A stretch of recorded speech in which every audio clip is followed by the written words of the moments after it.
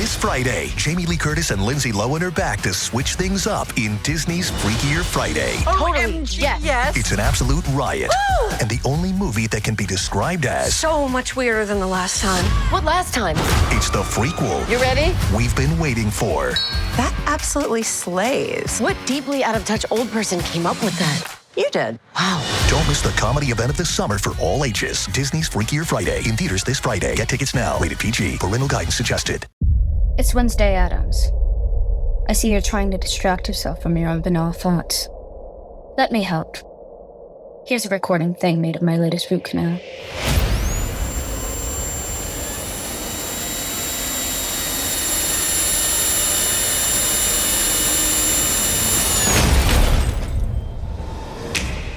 Wednesday, Season 2, begins August 6th, only on Netflix. Hey, listen to this. All I needed was a new starter. Got a great deal on eBay. Did it myself. Yeah, that's cool. But how about the soft purr of an upgraded exhaust when it fits just right? For me, it's the little things, like these new windshield wipers from eBay I installed. From small fixes to big upgrades, eBay has all the parts you need at prices you'll love. Guaranteed to fit every time. eBay. Things people love. Eligible items only. Exclusions apply. Pie in the Sky Media. This series contains adult language and descriptions of graphic violence throughout. Listener discretion is advised.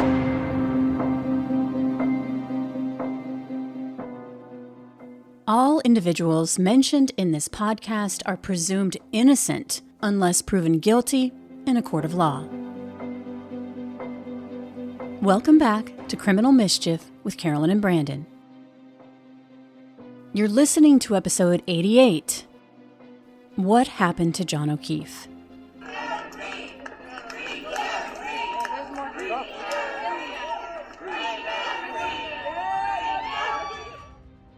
Those are crowds lining the streets of the courthouse. They're chanting and cheering for the release of a woman named Karen Reed, a 44-year-old college professor on trial for second-degree murder. The Commonwealth of Massachusetts believes that Karen Reed murdered her boyfriend, Boston police officer John O'Keefe. This case is both high-profile and extremely polarizing. Reed's trial is underway right now. It began in April of 2024. The prosecution recently rested, and now the defense is underway. It's believed that the case will be in the jury's hands soon. For this week's episode on Criminal Mischief, we'll review the state's case, what they believed happened to John O'Keefe in the early morning hours of January 29th, 2022, that Karen Reed dropped off her boyfriend, John O'Keefe, at a house party hosted by a fellow police officer, but that he never made that party. After a night of drinking, they allege that Karen struck him with her SUV and left him to die on the lawn during a snowstorm. Is that the defendant, Karen Reed, is guilty of murder in the second degree, striking the victim, Mr. O'Keefe, with her car, knocking him back onto the ground, striking his head on the ground, causing the bleeding in his brain, swelling, and then leaving him there for several hours in a blizzard, with temperatures in the teens, wind swirling around, snow piling up on his body, until she comes with Mrs. McCabe and Mrs. Roberts just after 6 a.m. And that she is also guilty of vehicular manslaughter, operating under the influence of liquor, and that she is also guilty of leaving the scene. But what about the motive? Why would Karen Reed want to murder her boyfriend? According to her defense, she didn't. They contend that Karen Reed was framed, the victim of a police cover-up. Law enforcement family in Canton, the Alberts. Because the Alberts were involved, and because they had close connections to the investigators in this case, Karen Reed was framed for a murder she did not commit. So many twists and turns in this case, and public opinion appears to be divided, squarely into two camps. Those who feel that Karen Reed is a victim of a corrupt system and is innocent. The other camp believes she is a cold-blooded murderer. So let's start at the beginning, before a night of bar hopping would end in the death of John O'Keefe. Karen Reed is a financial analyst and a college professor. She's from Mansfield, Massachusetts. John O'Keefe was a 16-year veteran with the Boston Police Department. Karen and John had dated briefly in 2004. Then, in the spring of 2020, John reached out to Karen through social media. It was the beginning of the COVID pandemic, and it wasn't long before their romance had rekindled. At the time, Karen had her own place in Mansfield, which is about 20 minutes away from Canton, where John lived, with his niece and nephew. John was their guardian. He had taken the responsibility of raising his sister's children after she passed away unexpectedly in 2013 from an aggressive form of brain cancer. Then tragically, 2 months later, her husband died. At the time, the children were just 3 and 6 years old. Here's John's brother, Paul. My wife and I had talked about having the kids come live with us. We had 2 small children at the time. 3 and 8 months were my children. We didn't have a large enough house to take on 2 other children, so my brother stepped in, moved into the house in Canton and raised them. After Karen and John reconnected, she would stay at his house 3 to 4 nights a week. Her job allowed her to work at home during the pandemic, which John's didn't, and so she was there for him and the children. And over the next 2 years, the relationship grew, but there were cracks. And by the end of 2021, these fissures were growing deeper and wider, something they couldn't hide. Because by the end of December 2021, 46-year-old John O'Keefe and 42-year-old Karen Reed had gone on a vacation to Aruba with John's niece and nephew. During this trip, they had a major blowout. Karen would accuse John of cheating on her. Here's a clip from a witness who was a part of that group that had traveled to Aruba, and she describes an interaction that she had with Karen after John O'Keefe had introduced them.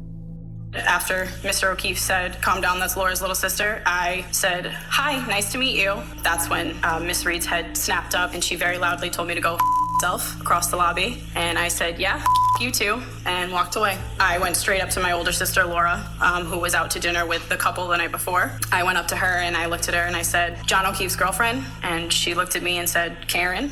And I said, "Yeah, you guys like her?" She said, "Yeah, she's okay." And I said, "Well, she sucks." So my sister pulled me aside from everybody and asked if the night that I got into the altercation with Miss Reed in the lobby, if I was making out with Mr. O'Keefe. How did you respond?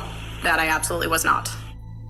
Over the next month, the relationship continued to devolve. I'm going to read you a series of texts from the day leading up to the night that John was killed. So at 2:33 on January 28th, Karen would send John a text asking him about the status of their relationship.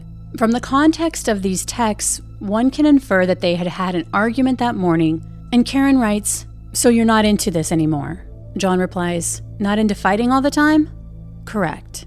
Karen responds, "If you tell me you're interested in someone else, you will never hear from me again. You can have all the space in the world." At 2:34 he responds, but the content is listed as unknown, which means we don't know what he said. Maybe it was lost in transmission. Whatever it was, Karen fires back in full caps, "Then stop starting with me." And he responds in full caps, "I am not answering. Stop calling." Karen responds, "Can you please answer after how you treated me earlier?" John says, "Blank is right here." Karen says, "You start a rager with me out of nowhere and then tell me you're sick of fighting with me?" 3 minutes later at 2:38, she says, "I'm going to grab a drink in a bit. Can you please answer?" At 2:39, John says, "No, Karen, not sure why you need to announce that you're grabbing a drink, but have fun." And she responds, "Seeing if you want to meet me later." In this text exchange, you have the hallmarks of a toxic relationship. She's saying she's going to get a drink to make him jealous, to get a reaction out of him, and she seems really desperate, like she's trying to get him to answer the phone, but he's not going to do it. About an hour later at 3:40, Karen says, "Okay, well, after how this morning went down, I don't think I need to be back over there with you frustrated at how I am with the kids. Has nothing to do with drinking. I am paranoid now that everything I do with them is problematic, so rather see you for a minute without kids around." Then he replies at 5:02, "So are you staying home or coming here?" And Karen says, "Waiting to see what you are even up to doing." I don't want to hang out at the house too much. Like I said, I think it's clear me around with the kids is slowly killing our relationship, and our relationship is much more important to me. At 7:41, almost 3 hours after Karen's last text, John says, "We are heading to McCarthy's." And Karen says, "Okay, let me know if you end up leaving." And John says, "Why? Now you're not coming?" And Karen says, "I'm waiting for the plumber. I actually think he's in the driveway." To which John responds, "We're taking Mike's car, so I'm relying on you for a ride home if he leaves." At 8:32, Karen says, "I'd like to know if I can take a hot shower here if I need to." And John replies, "I figured you'd be in Canton till Monday. I'm getting off my phone. Let me know what you're doing." And Karen says, "I think the 4 of us together is toxic to this relationship. Would like to limit it." And Karen would meet John that night. Video footage puts her at that bar at 9 o'clock, walking up to John at CF McCarthy's in downtown Canton. You can see John putting his arm around her, and they both appear really happy to see each other and comfortable. Then at 10:54, Karen and John would arrive at the Waterfall Bar and Grill. At midnight, the bar closes, and there's a bunch of people there that are acquaintances who don't want the party to end. So the Alberts, Brian and his wife, invite everyone to their home on Fairview Road. Brian Albert is also a Boston police officer. There's a record at 12:14 a.m. of Jennifer McCabe texting John with directions to the Albert home. Now, Jennifer McCabe is really important in this investigation, so you're going to want to remember her name. We'll get more into Jennifer's texts that night in a bit, because they're important. But for now, what happened in the early morning hours of January 29th, 2022 is key to the murder case against Karen Read, and it's highly disputed. In an interview with ABC News, Karen Read says she pulled up to the foot of the driveway at the Albert home. John didn't have a coat on, and it was really windy with blizzard-like conditions. Even so, John gets out of her SUV, and she watches as he walks up to the side door of the Albert home and goes inside. She says she then waited for 10 minutes. According to Karen, she wanted to make sure that they had both received an invitation to go to the party. But when he didn't respond and let her know what was going on, she decided to just leave. And so she drove back to his home in Canton, but she kept calling and texting him. Eventually, she fell asleep at around 1:30 in the morning.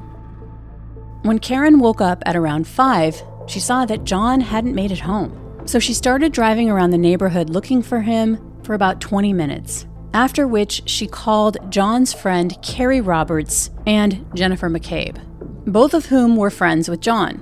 Jennifer McCabe is Brian Albert's sister-in-law, the host of that after party. So Carrie Roberts goes and picks up Karen, and Jennifer McCabe joins the search. They're all driving in Carrie's car, and they end up back at the Albert residence. It was around 6 a.m., and Karen spotted John lying in the front yard covered in snow. She bolts from the back of Carrie's vehicle, wipes the snow away from him, but there's no response. The paramedics would arrive, and Karen was described as hysterical and inconsolable, and 4 of the 7 first responders would say that they heard Karen repeatedly say, I hit him, and did I do it?" The paramedics would transport John to the hospital, where he would be pronounced dead. During autopsy, the medical examiner would rule John's cause of death as blunt force trauma to the head and hypothermia. She would also note that she didn't see any signs of an altercation or a fight.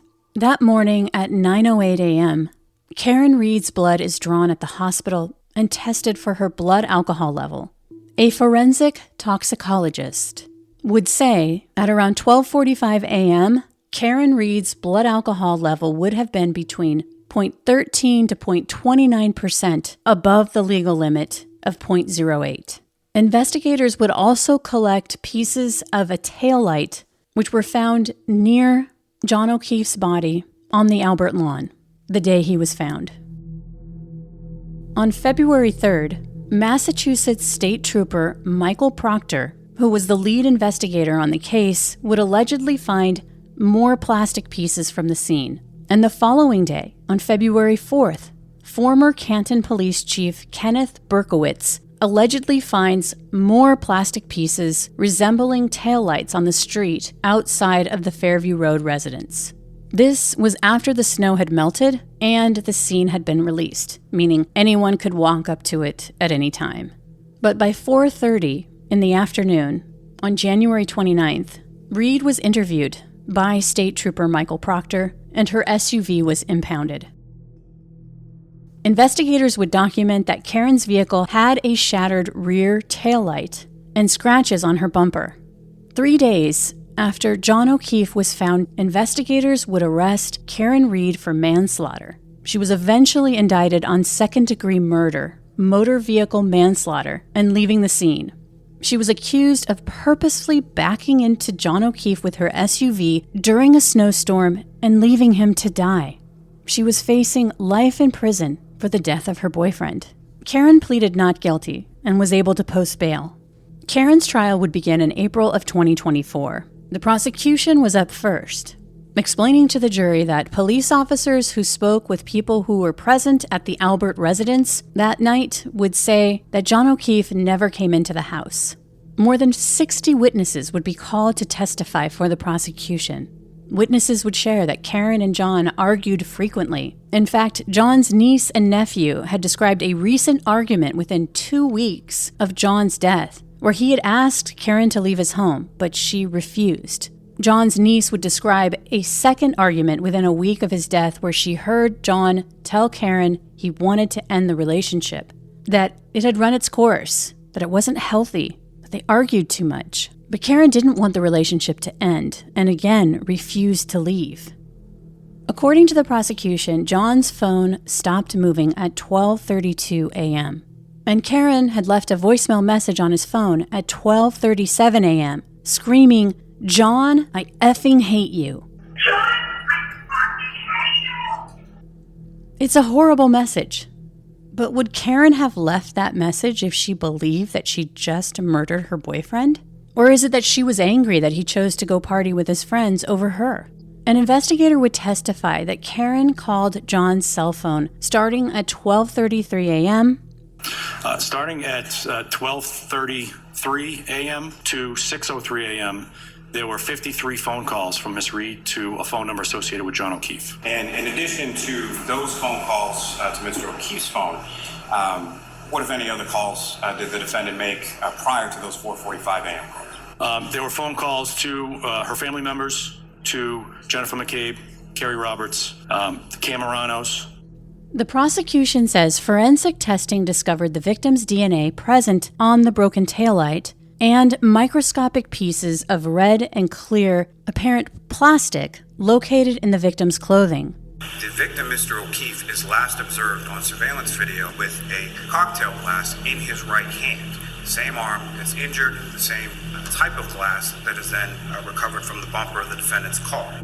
Carrie Roberts, a friend of John's. She's the one that drove Jen McCabe and Karen when they went out looking for John in the morning. They end up going back to the Albert home. Remember, this is Jen McCabe's sister's house. She's married to Brian Albert, a Boston police officer who threw that after party. Jen said, "My sister's house is right up here." And all of a sudden, Karen said, there he is, let me the F out of this car. And she started kicking the door. And how was she kicking the door? With her feet, pretty hard. I mean, she wanted to get out of the car, but it was locked, because once you start driving, the back doors lock. So I looked over and I didn't see anything. And I looked at Jen and I said, "She's crazy." And I unlocked the door and I sat back and watched. And she ran over to a mound of snow. How quickly does she go sort of from your car to where she ends up? She ran over to the mound. And at that point in time, even when she runs over, could you see what she was running over to? At some point I realized it was the shape of a body. And when was that you realized? When in this sort of sequence were you able to realize that? That was in seconds. Once she ran over to his body, I said, "Oh my God." And she lifted up his shirt and started to lay on him. Carrie started giving chest compressions and Karen gives John. So you start doing chest compressions, is that right? Correct. And you direct Ms. McCabe to call 911? Yes. And what was the defendant doing in that? She was doing mouth to mouth and she was frantic again, running around. And as she was running around, what, if anything else, was she doing or saying while she was running around? Did I hit him? Did I hit him? Is he dead? Is he dead? Is that something that she said once or more than once? More than once. The prosecution's case relies on the testimony of a lot of witnesses who have serious credibility issues. They run the gamut from the inability to keep their story straight, saying things on the stand that were different from what they said during the investigation, or in the 2 grand jury proceedings that preceded Reed's murder indictment. Now, defense attorneys for Reed argue in their opening statement that John O'Keefe died because of a fight that happened inside the Albert home, that they allege that police are trying to frame Karen Reed to protect the real killers who were inside the house. Now, I've mentioned Jennifer McCabe. She's Brian Albert's sister-in-law. She went looking for John early that morning with Karen and Carrie. Remember, John's body was spotted by Karen on the Albert lawn when Karen, Jennifer McCabe, and Carrie Roberts had gone looking for John early that morning. Jennifer McCabe and her husband Matthew were at the Waterfall Bar and Grill, and she'd been texting John directions to Brian Albert's home as he was driving with Karen to go to that after party. So there were allegedly 3 Google searches made by Jennifer McCabe in the early morning hours of January 29th. One at 2:27 a.m. that the defense believes was erased, that at 2:27, Jennifer allegedly searched how long to die in the snow. Now, this will become important in a bit. But for now, the prosecution says that Jennifer McCabe, at 6:23 a.m., used her phone to search how long to die in the cold, only 2 times, one after the other at 6:23 a.m., and that she'd done this Google search at the request of Karen Reed, who allegedly asked her to Google how long it would take for someone to die in the cold after they found John O'Keefe's body in the snow. Technical expert Ian Whiffen from Celebrite would testify that Jennifer McCabe's Google searches of how long to die in the cold happened after John's body had been found early that morning. I'm of no doubt that the only time those 2 searches were conducted was at 6:23 and 6:24 on the morning of the 29th. However, when asked, that same technical expert would acknowledge that he didn't have access to the primary mechanism used to confirm authenticity and to detect modifications.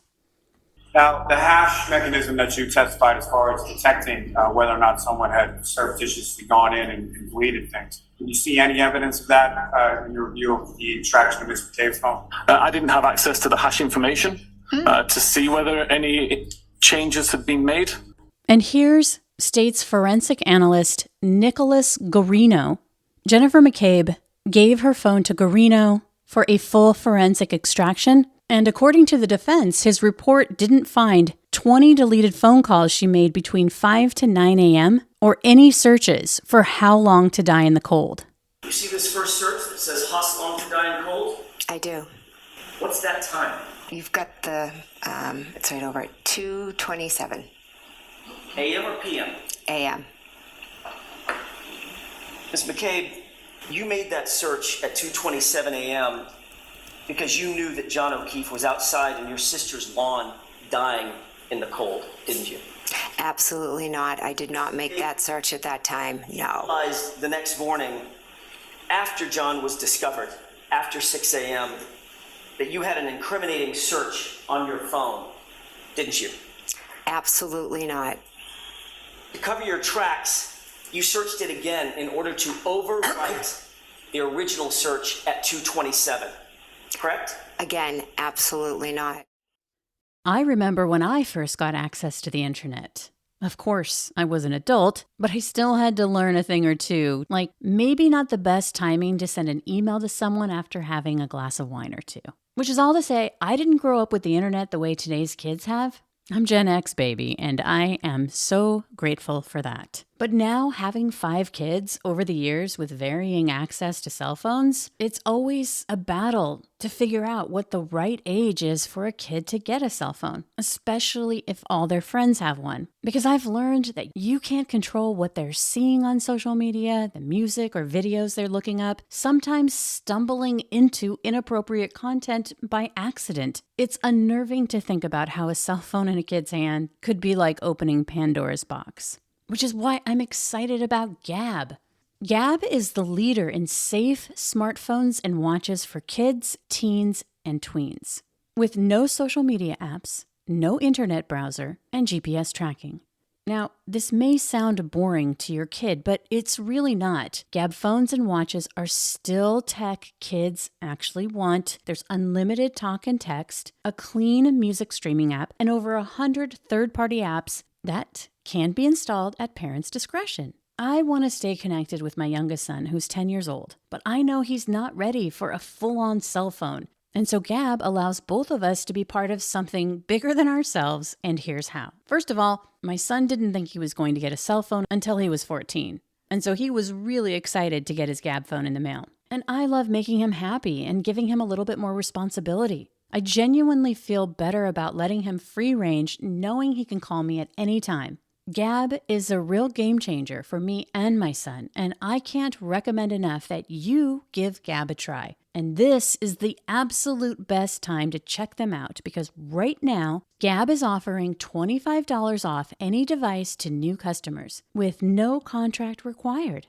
That's $25 off any Gab smartphone or smartwatch. Just go to gab.com/mischief. That's where you'll get the best deal. That's Gab, GABB.com/mischief.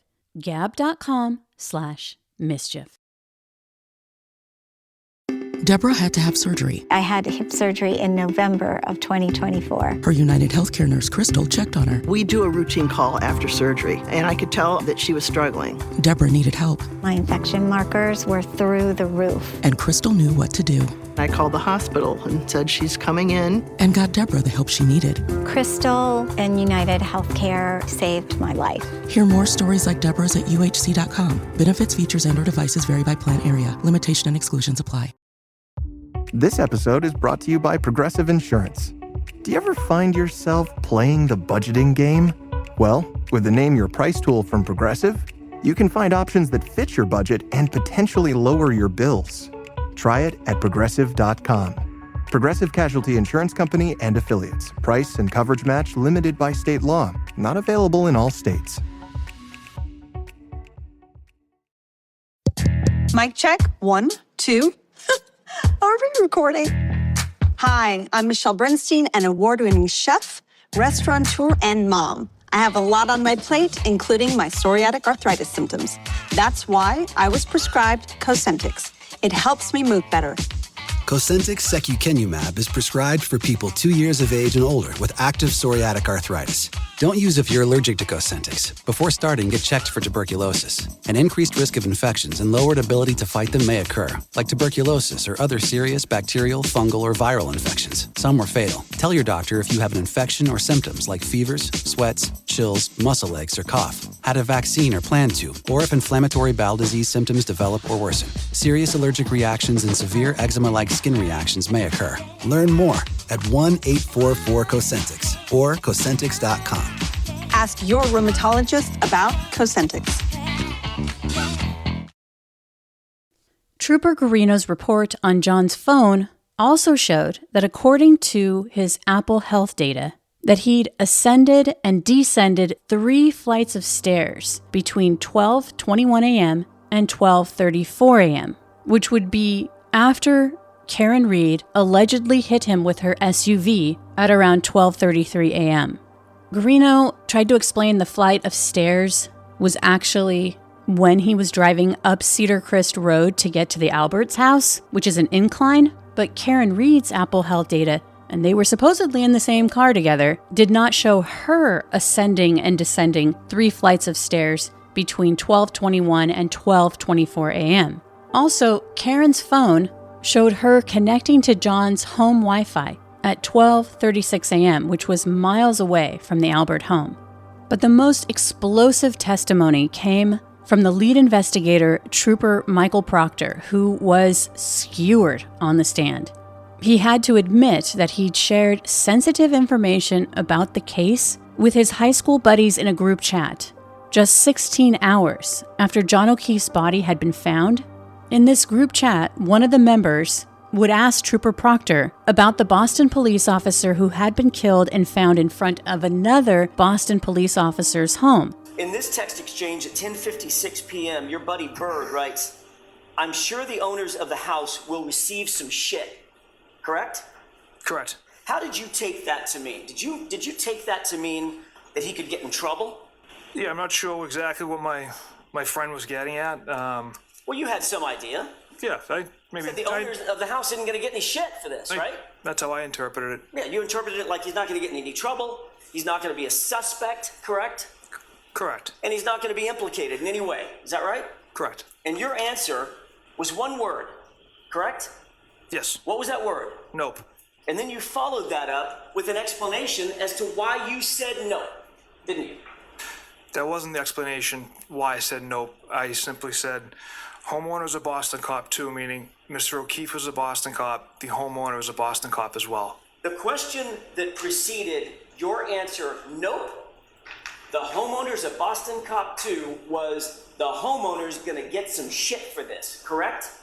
That's not what I meant with that text. That's what you wrote. Not what I meant, sir. All right, let's take it in order. Question.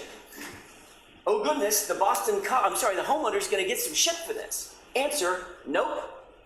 Next text, he's a Boston cop too. That doesn't sound like an explanation for your nope. No, that's just saying he's a Boston cop as well. Mr. O'Keefe is a Boston cop. And that's why he's not going to get any shit, correct, Trooper Proctor? Well, he's not going to receive any shit, sir, because Mr. Albert, the homeowner, had nothing to do with Mr. O'Keefe's death. And you knew this 16 hours into your investigation. Yes. Less than a day. Yes. To your satisfaction. To my satisfaction and to the members of my unit. So let him finish. We didn't get the finish your answer. To my satisfaction and to all the members of my unit who investigated that day. Objection. Calls for speculation. So I'm going to let it stand. The fact of the matter is, you hadn't been to the crime scene by the time you wrote this text, correct? Correct. You hadn't been inside the home, correct? No. You had you had questioned a grand total of 3 percipient witnesses at this point, correct? Yes. And 2 of the 3 were named McCabe, right?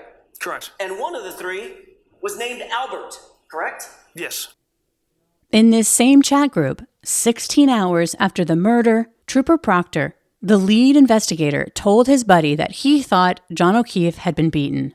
Both you and Sergeant Buchanan believed that he had suffered the injuries as a result of a physical altercation based on information you received from the paramedics initially, correct? Initially, we didn't know what we had. We knew there was some significant injuries to Mr. O'Keefe, and we're still figuring out how those injuries occurred. Well, you just testified. Initially, we didn't know what we had. Right. But 16 hours after the fact, you wrote the following sentence. That's what I initially thought after talking to Canton paramedics. Correct? Correct. So initially, you did think you knew what you had.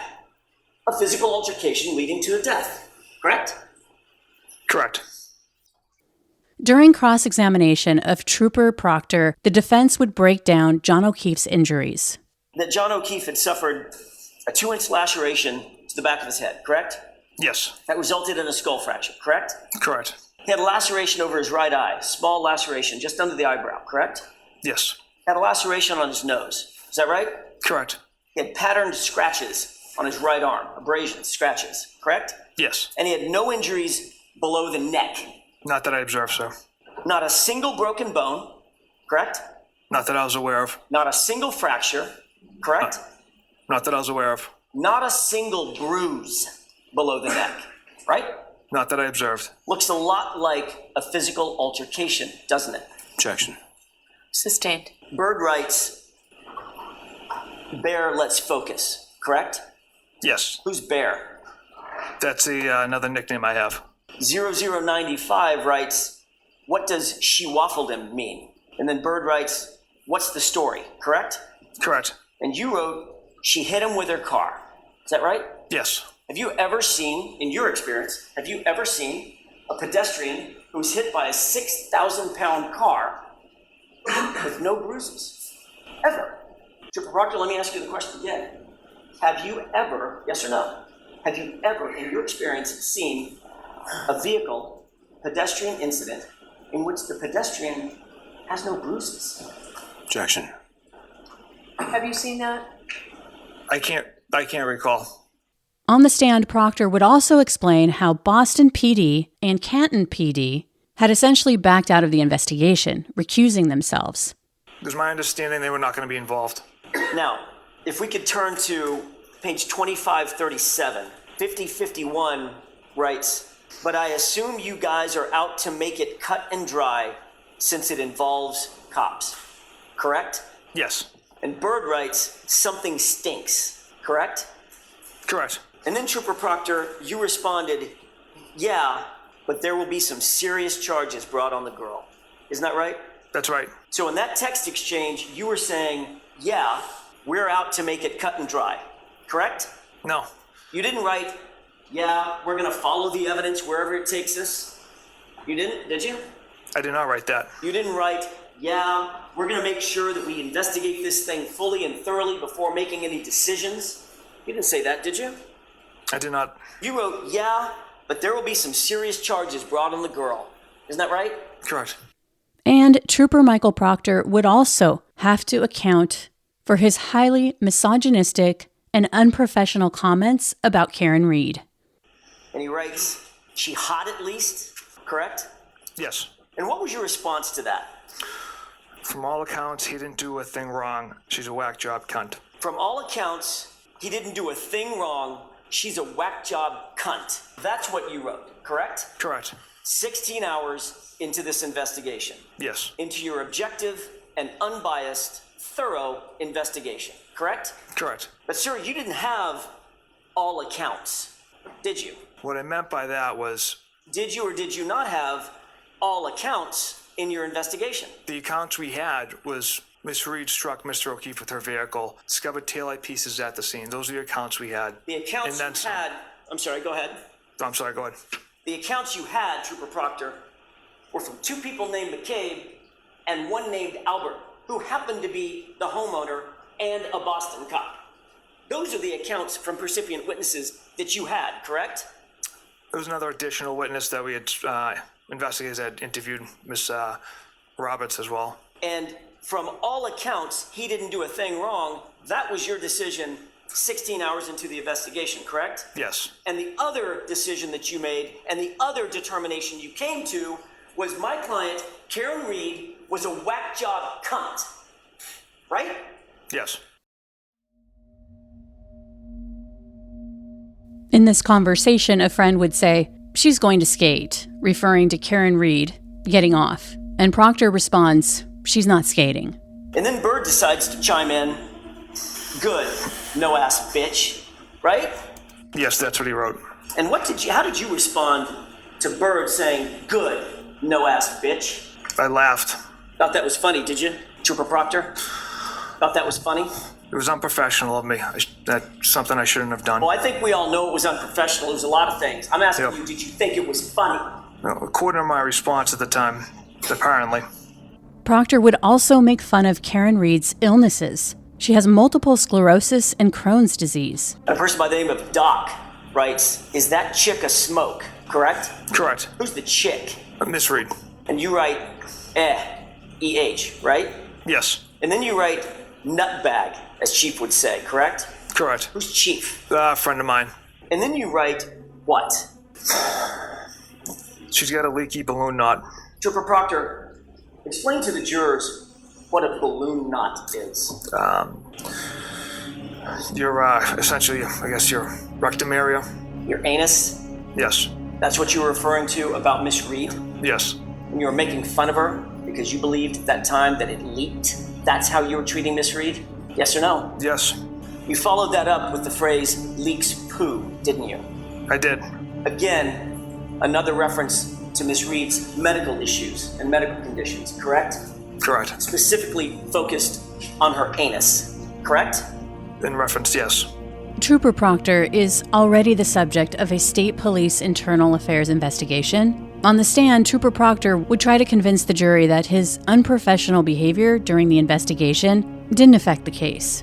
But there were other problems with Trooper Proctor, including the fact that during a grand jury testimony, he said he didn't know the Albert and McCabe families, and that wasn't true.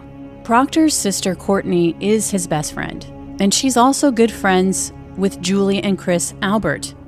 Chris is Brian Albert's brother, the homeowner of the Fairview residence. In fact, 10 days before the death of John O'Keefe, Trooper Proctor had texted his sister to see if Julie Albert would be available to babysit for his son. Trooper Proctor, on January 19th, 2022, 10 days before Mr. O'Keefe's death, you were texting with your sister about whether Julie Albert might be available to babysit for your own son, correct? Yes. So in fact, your relationship with the Alberts was close enough that you would consider leaving your own child in the hands of Julie Albert as a babysitter, as a caregiver for your toddler, correct? I wouldn't say close enough. I've hired babysitters that I've had out, but I don't know. But Julie Albert was among them, correct? Yes, she was an option to watch my child. And then you personally interviewed Julie Albert and Chris Albert in this case on February 10th, 2022. Sergeant Buchanan and I did, yes. And you didn't mention a thing about your relationship with Julie Albert, Chris Albert, or Colin Albert in any report that you ever drafted in this case, did you? I did not. Not one word, correct? No, sir. The medical examiner stated that John died of blunt force trauma and hypothermia because he was alive with an injury for a long period of time. I didn't see any major signs of what I would call a significant altercation. And with regard to that, as far as signs, what are some of the signs, and what would you be expecting to see, and what was lacking as far as your observations of Mr. O'Keefe? I looked at Mr. O'Keefe's hands. As you saw on the diagrams, I did document that there were some contusions on the dorsal aspect, very vague and faint contusion on the left, and contusion on the right hand. That particular contusion has a central little pinpoint mark that may suggest that it was due to attempts to get IV access on his hand. That's a very common place, but I didn't see any bruising on Mr. O'Keefe's knuckles. His nails were intact. I didn't see any breaks on his nails, and I didn't see any fractures or feel any fractures on any of his hands. And this is why the alleged Google search by his friend Jennifer McCabe at 2:27, how long to die in the cold, is critical if that search was actually erased. The cause of death was due to blunt impact injuries of the head and hypothermia. When we have a potential vehicle, clearly we look at the height, because one of the things that we do in most or all pedestrian or people struck by a motor vehicle is look at the legs. Would that be consistent with injuries that you observed in other cases of a pedestrian collision? They're not the classic pedestrian injuries that we observe, no. Are every injuries from a pedestrian collision the same? No. From the neck down, he did not have a single broken bone, again, aside from those CPR-related injuries you discussed, correct? That's correct. Not a single fracture. Other than CPR, correct. Surely you'd agree that John O'Keefe's injuries, or lack thereof, are inconsistent with having been struck by a 7,000-pound vehicle at 24 miles per hour and being projected 30 feet. I would say it's likely and unlikely at the same time, depending on the position of the body and the vehicle in question. And with that, the Commonwealth rested their case. Did the prosecution prove Karen Reed's guilt beyond a reasonable doubt? The defense says not only are they saying she didn't do it, but that she was framed, that evidence had been taken and planted. They allege that the pieces of Karen's taillight were planted at the crime scene after the fact, a part of this larger cover-up. However, the defense's first witness is Brian Luffram. They call him Lucky. Now, he was the snowplow driver. Remember, the night of the 28th into the early morning hours of the 29th, it was heavily snowing, and he was driving past the Alberts' home beginning at about 2:35 a.m. His truck was equipped with heavy-duty lighting, and during his multiple passes in the early morning hours of the 29th, he would say that he did not see a body on the front lawn of the Albert property. When you made that first pass by that residence at 2:45 in the morning, sir, with your headlights on, what, if anything, did you see on the front lawn in the area of the flagpole? I saw nothing. If there had been a 6'2", 200-pound man lying in the snow there, would you have seen it? Objection. Sustained. What time was it, to your best estimate, in terms of when you would have approached Fairview and Cedar Crest again? 3:15 to 3:30. At that point, I saw a Ford Edge on the side of the road. Where was it parked on the side of the road? In front of the Alberts house. Where in front of the Alberts house? By the flagpole. In previous testimony, the jury heard that Brian Albert, the then owner of the home, owned the Ford Edge. The defense's theory is that Ford Edge is parked there when they're putting John on the lawn. The defense would also call expert witness retired ER doctor Marie Russell as a witness. The prosecution had claimed that the wounds to John's arm were caused by being hit by Karen's SUV. But the defense alleges they were from bites he received from a dog inside the Albert home.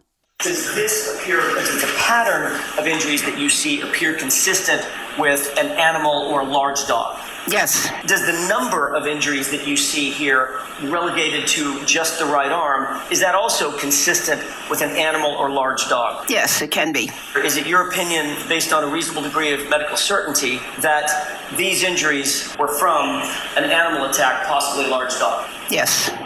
The defense also called a cell phone expert who disputed Jen McCabe's search, How Long to Die in the Cold. Do you have an opinion as to the timing of that first search for how long to die in cold? Yes, I do. What is that opinion? That would have happened at or before January 29, 2022 at 2:27:40 a.m. in the morning. And what is the basis for your opinion? Again, by how this particular phone operates with that exact operating system, and comparing it to other data on that phone and the way it presented it out itself, is all consistent with that search happening at or before that time. And what opinions or conclusions did you reach regarding how, if any, how the 2:27 a.m. search was deleted? Well, we know that that's in a deleted state. And importantly on that phone is I can use the proverbial week. I found a lot of other that would have been used or deleted artifacts between midnight and the early mornings on January 29th, 2022. If you believe the testimony of this expert witness, the defense would say that's reasonable doubt because there's no reasonable explanation as to why Jennifer McCabe would have made that search at 2:27 a.m. if it was Karen who killed John O'Keefe. This was a good day of trial. This is a very good day of trial. They never should have brought this case. Everybody knows it. They can't prove the case physically. They can't prove that he was ever hit by a car. They can't prove that the car was damaged by him. And there was a multitude of things that were going on inside the house that were never investigated.